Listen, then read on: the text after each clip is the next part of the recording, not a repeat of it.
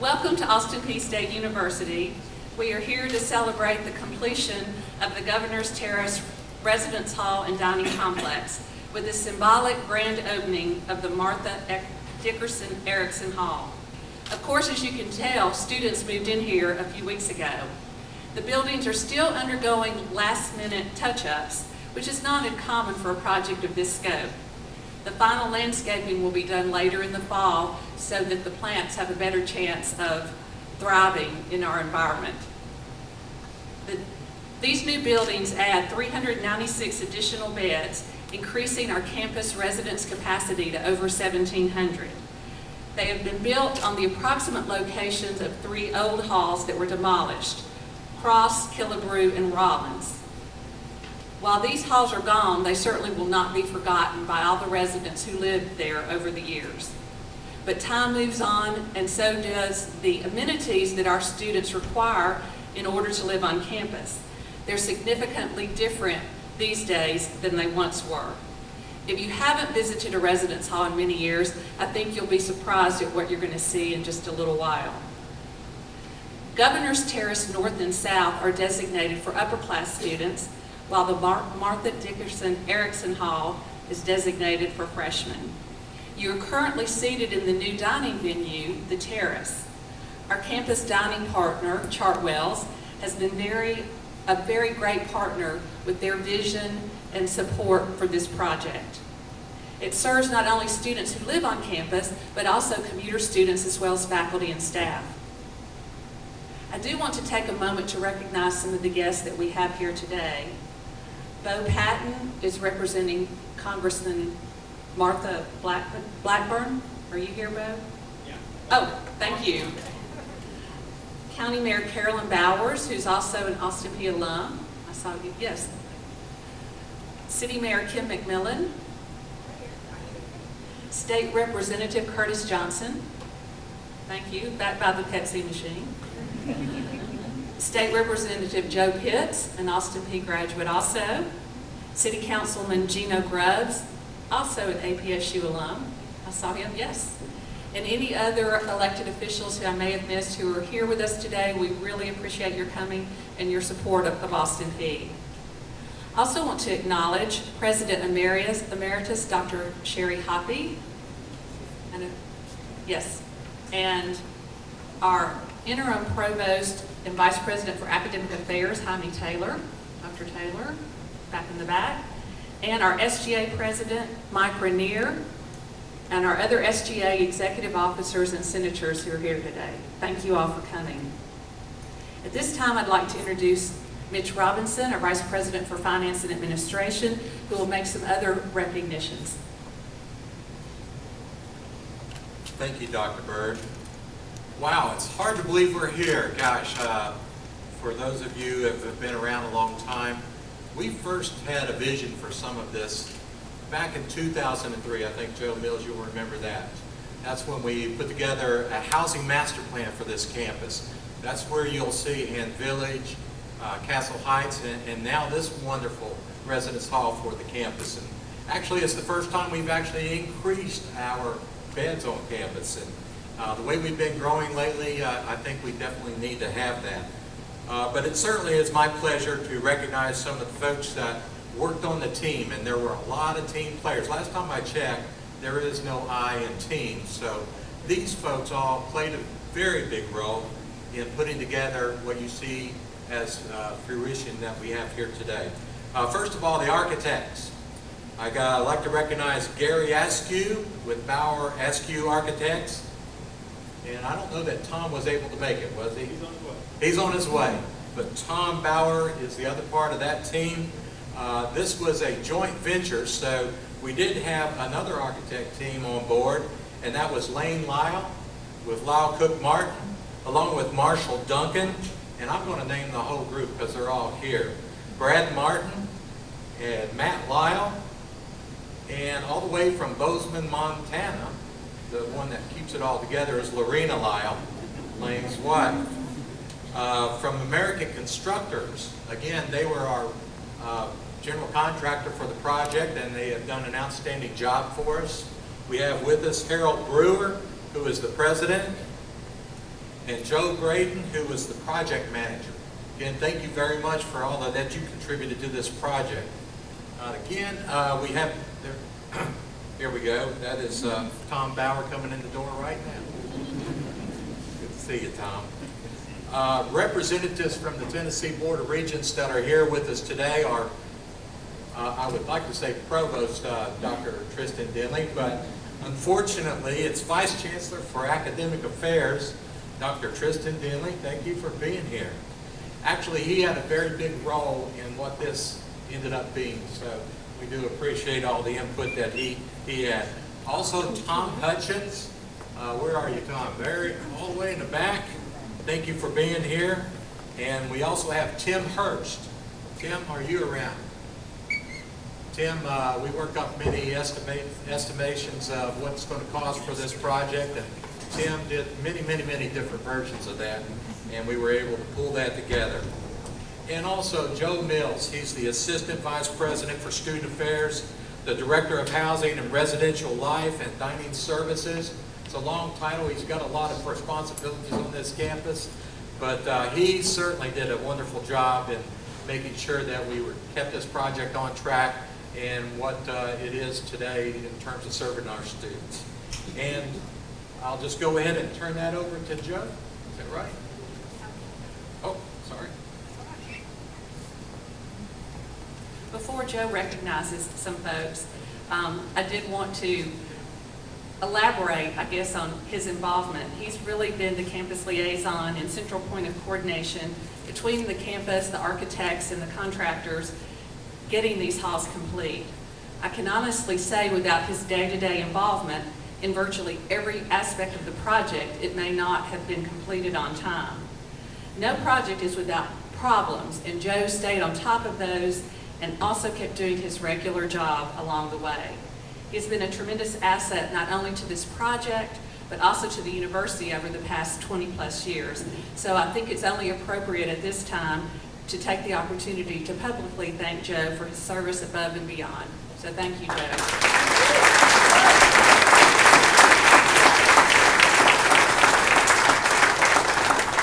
And now he'll make a few more recognitions. Thank you, everybody. There was one TBR rep, Gwen Bean, who's the project rep from TBR. Gwen, thank you so much for all your efforts. I do want to echo the thanks to Gary and Tom and Wayne and Marshall. I think I've seen you guys more the last 2 years than I have my kids and my wife, but you're still not on my Christmas list. But I appreciate everything you've done. Joe Braden and Harold Brewer, guys, you really stepped up to the plate and got it done. I don't think anybody knows how tough this project was, unless a select few of us, so we appreciate that. And of course, Tim Brewer, who really got all the day-to-day stuff done. Another group I want to thank is my central office staff. You guys are in the central office staff, could you please stand up? Kim Morrow, Sue Ford, Cecil Wilson, Mary Waller, Tracy Davidson, Leslie Barber, Lily Obi, and Chris Gaines. You know, they were behind the scenes. We got it built, but yet they had to hire the staff to be in here. They had to set up all the room assignments to get everybody booked. And so I appreciate everything that the central office has done. I do want to echo Tom Hutchins. Tom, are you here? Tom, thank you so much for all your expertise and those 5-minute talks whenever we needed it every once in a while. So you and David Lemons, thanks for your leadership there. And Cheryl kind of mentioned it a little bit. Big thanks to Chartwells and their donation for what they've had. The Terrace would not be here without their donation. And Steve Bryant, Joe Lakina, and Jim Shadburn, they're here. They're the folks that got the day-to-day operations. So Steve and Joe and Jim, I appreciate all your contributions there. Without further ado, I'm going to introduce Kevin Lyden, who's the Chartwells Regional Vice President, and he will say a few words. So thank you all very much.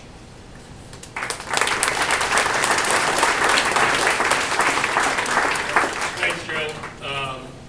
Our part in this humongous project is confined to this little space we're having a ceremony in today, so I'm not quite sure why we're up here today, but on behalf of all of Chartwells Associates, I'd just like to say we're thrilled to have the opportunity to serve the Austin Peay community, and it's been a real pleasure working with Joe, Cecil, and the administration on this campus over the last few years, building a quality dining and hospitality brand, because this campus really is committed to providing the students on this campus the absolute best they can. So been our pleasure. Thank you very much.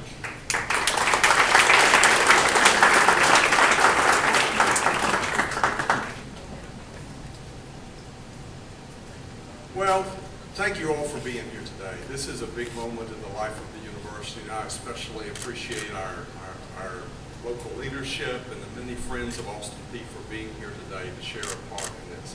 The one thing we know is that no institution stays great by standing still. And of all the public institutions in the state of Tennessee right now, I think the one least standing still is Austin Peay. We're pressing forward on all kinds of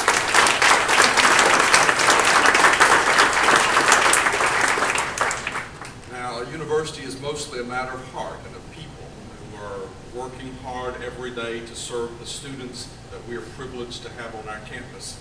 But a heart needs a home. And so you've seen that over the last few years we've grown not only in terms of the enrollment of our students and the number of faculty that we have and the staff that serve our students, but we've grown in terms of facilities, and we're not through growing because a heart needs a home, and we're trying to provide a home for all those many hearts that are making this a great place. University doesn't stand still, and so it's always absorbing and recognizing new people. Just as we get a new crop of students every fall across the institution's history, new people make their appearance and are recognized for their contributions. Today, we're letting the architecture of this university reflect a new name. You've noticed that most of the buildings around campus are named for governors, a few former presidents. You might have noticed that I put my name on most of the buildings.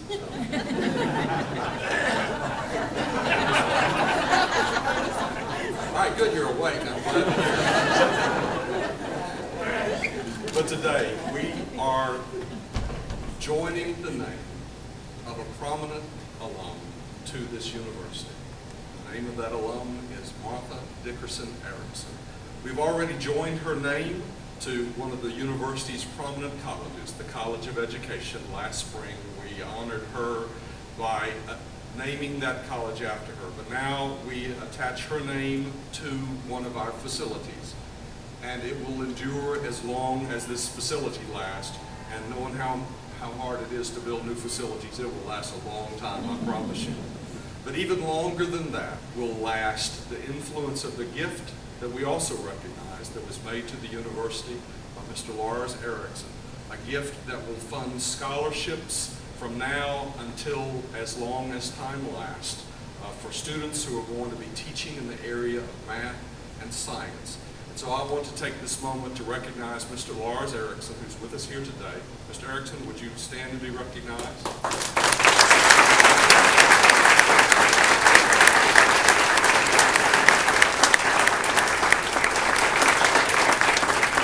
Has many of his family and friends with him. Would you please stand also and be recognized? We want to welcome you to our campus, please. He did this last week.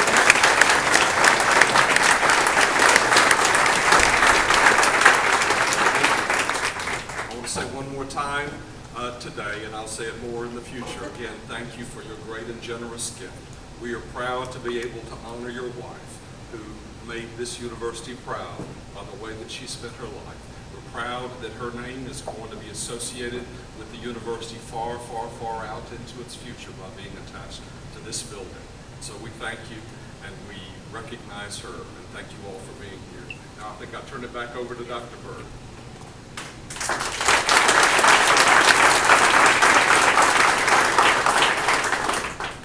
We will have a reception immediately following the remarks. We'd like to thank Chartwells. They provided many of the complimentary items that you'll get to sample at the reception so the campus can become more aware of what is offered here in this new dining venue. We will have a ceremonial ribbon cutting and photos, so that will block the front door of the residence hall for just a few minutes. So I hope you will help yourself to refreshments. They're over here in this front corner while you wait just a minute. And then we will conduct tours of the building for those who are interested. Because students do already live there, we are limiting the tours to the 5th floor. That is the floor, of course, with the nicest view out to the front of campus as well as downtown Clarksville. You will be able to see a sample of the common rooms that exist on every floor, as well as a couple of real live student rooms. I'm sure they've cleaned and spiffed up for this occasion. So there'll be staff on the 5th floor to direct you from the elevator down the halls to the rooms that you'll want to see. So please go to the lobby of Eriksson Hall when you're ready to take the tour. But again, the elevator can only hold so many. And please notice Mrs. Eriksson's portrait that's hanging in the lobby of the building. Thank you all very much for sharing this special day with us. We want to thank you again, Mr. Eriksson, for changing the lives of so many of our students in memory of your wife. So thank you, everyone. And Mr. Eriksson and your family, will you come outside with us?